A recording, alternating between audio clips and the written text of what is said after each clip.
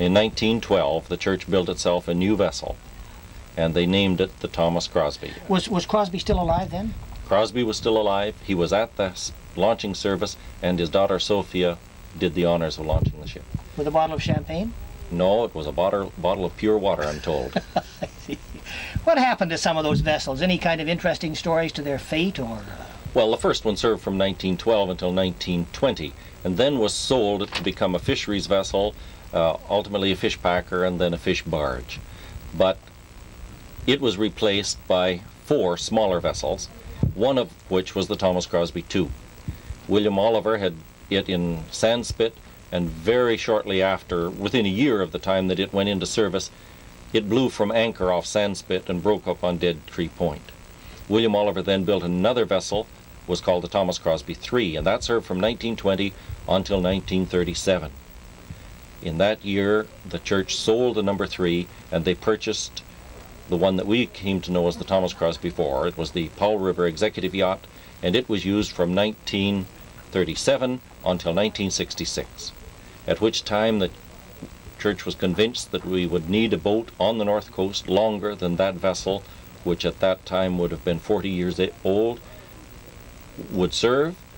And so the Board of Home Missions took its resources, helped by the United Church Women and the BC Conference Development Fund and a whole host of individuals, and built this modern steel vessel for that use. How much? How much money? Mm-hmm.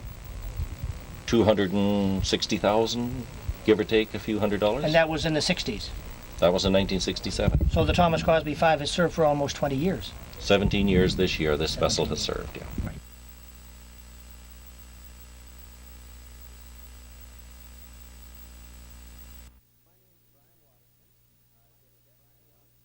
My name's Brian Waddington. I've been a deckhand on the Crosby for about 2 years now. I originally met the Crosby when I was a lightkeeper. We had been married only a few months before we went out to the lights, and we weren't really looking forward to these religious fanatics that we heard were going to come and visit us. When they did show up, we invited them in and sat down and talked first to a man named Bob Ferris, Reverend Bob Ferris. He's in White Rock now. And then after he left the ship with Captain Oliver Howard, in 3.5 years they managed to take me from a carefree pagan to the start of a guilt-ridden Christian. As a way of getting back at them, I decided that I would come on board and work for them if they'd have me. And Oliver did. He has allowed me the privilege of working on the Crosby. And he showed me a lot of things that I didn't know about Christianity. That it was more than just working on a pew on a Sunday. We go out and we supply needs and services. Somebody has to get a washing machine that they bought in Prince Rupert out to a little village. Well, we'll take it. And our engineer, he's fixed more freezers and fridges and washing machines and hot water tanks than anybody else on the coast. We do all of the traditional things that a church would do. We marry and we bury and we baptize. And we do some rather strange things. I don't know many churches that transport basketball teams around. We aid ships that are in distress. And occasionally we make mistakes and do things wrong, but the Crosby's a church, and in its own peculiar way it brings people a little closer to God and to Christ. You get up in the morning and there's a pod of killer whales going by, or at 3 in the morning when you're half asleep, there's a thing called phosphorescence, and all of a sudden, well, one night we were coming down Grenville Channel, pitch black night. Grenville Channel is about 40 miles long, and you just sort of go through it forever and never make a course correction. And off on our starboard, dead abeam, came these 2 tunnels of green light, just raced right at us, under the ship and out the other way.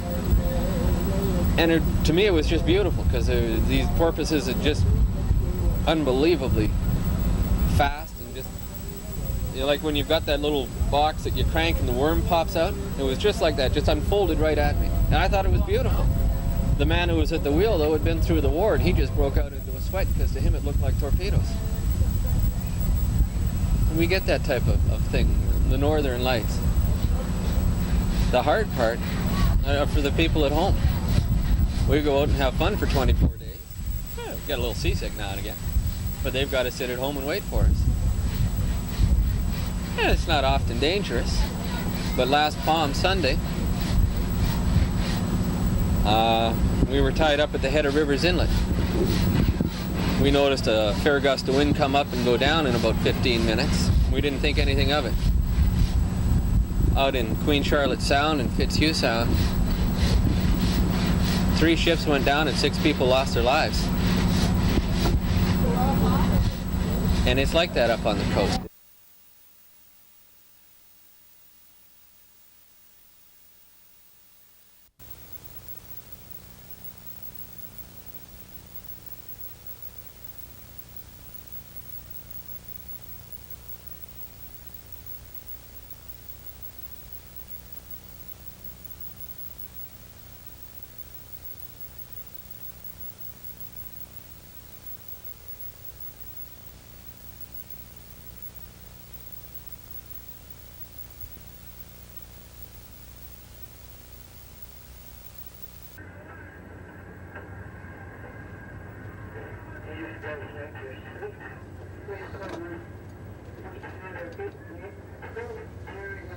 Ship ahoy. I say ship ahoy. Yeah. Here they come down the walk with their red robes and black robes and flags. Well, that's her with the tan right there. Bruce. What? Did you get one? Yeah. It's okay. You're not in my way.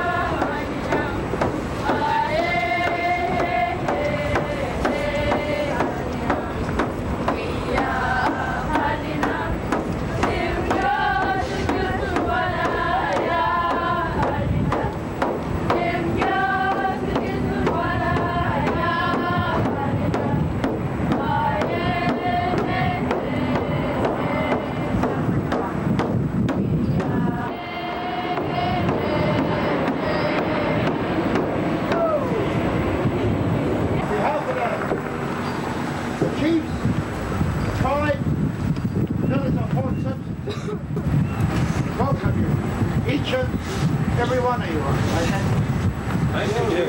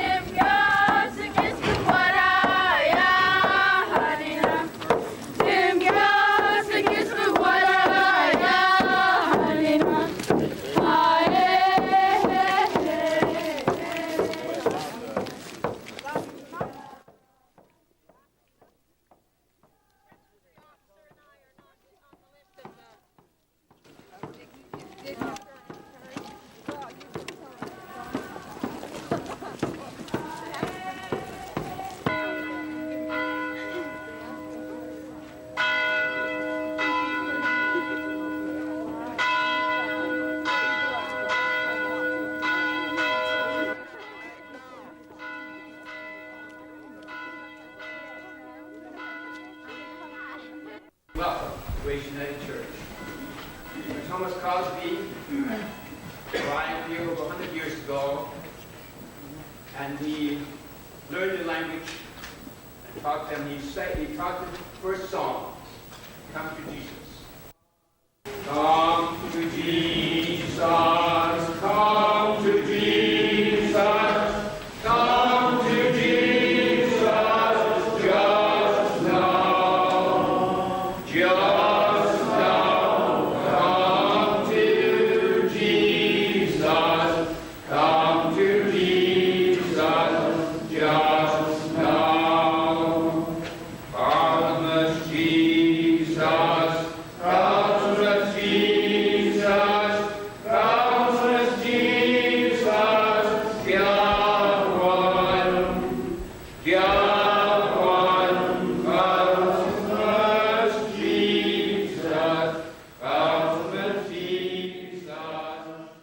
people on the coast say to us, you are the only visitors we have who come because we're people.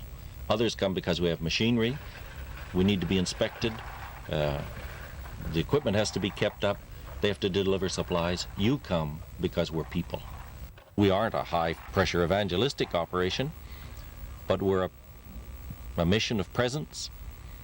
Our presence there says to those people, the church cares. The people of God, for all of their sins, still care that you're here, and they're prepared to pay the cost to say that. And that's appreciated by the coast.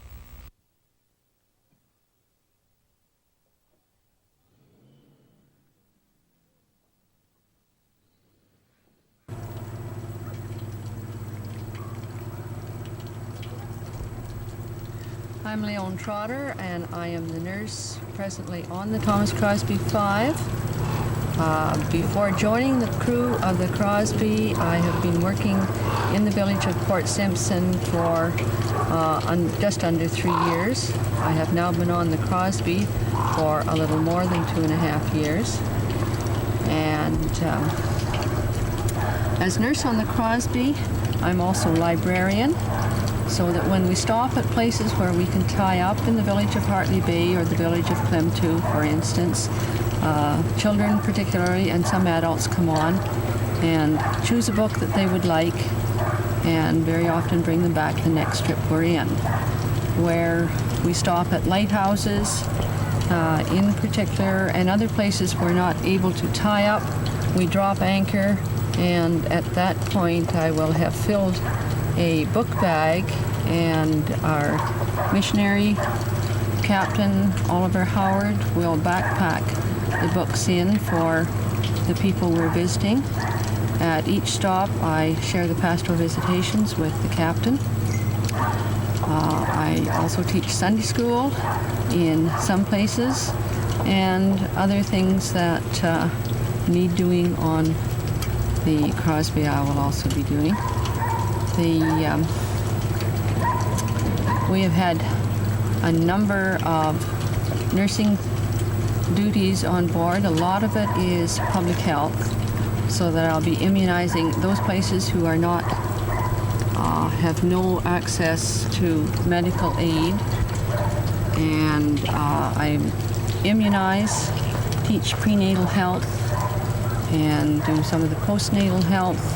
We'll be doing vision testing, audiometer testing for the school age and beginners. And if there happens to be an infection at the time that we're visiting, I will treat that.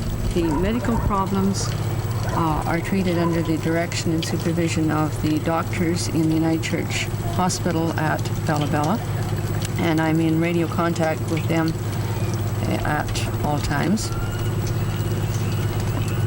There have been a couple of times when it has been very good to be able to be of assistance to people on the coast. I can remember coming into Clemtu and being asked to visit an elderly man who they thought was approximately the age of 100 years. And he had been in Bella Bella Hospital, but had gone home where he wished to be, but had become much weaker, and I stayed with him all that night. And it was good to be able to be with the people at a time when they were losing a father, a grandfather, an uncle, and close friend. So I stayed with that family the night.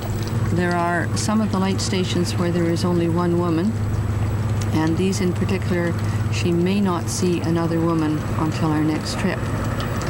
And it is good to be able to sit down and share ordinary things and speak with the women there.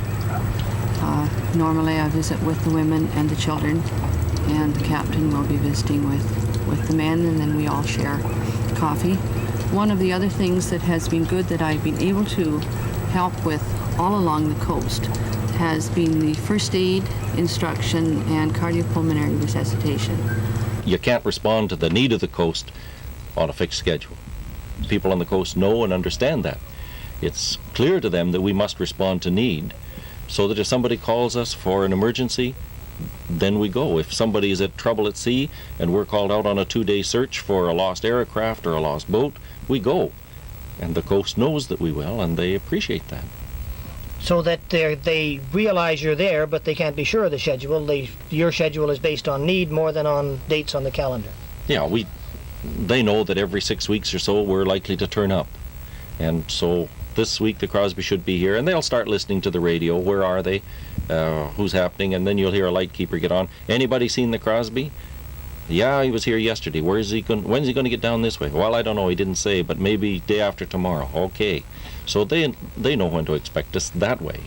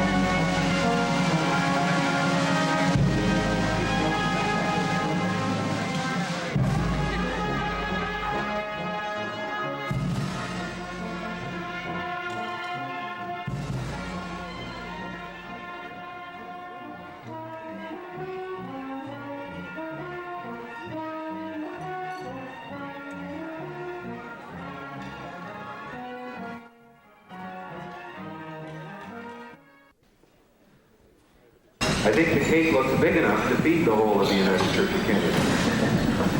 The other thing that I want to say is that I feel very uncomfortable cutting this cake all by myself. The only other time that I ever cut a cake like this, I had somebody with me.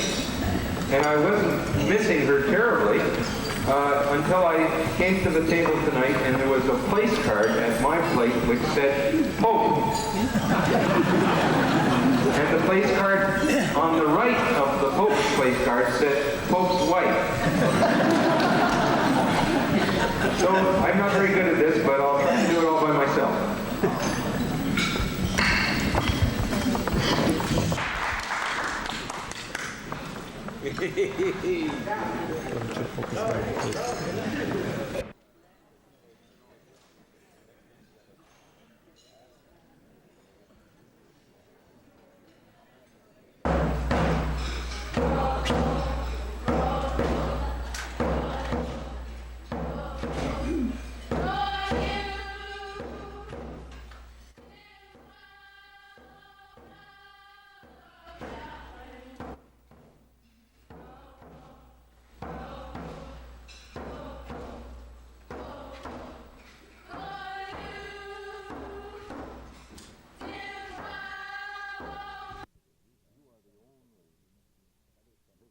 You are the only visitors we have who come because we're people.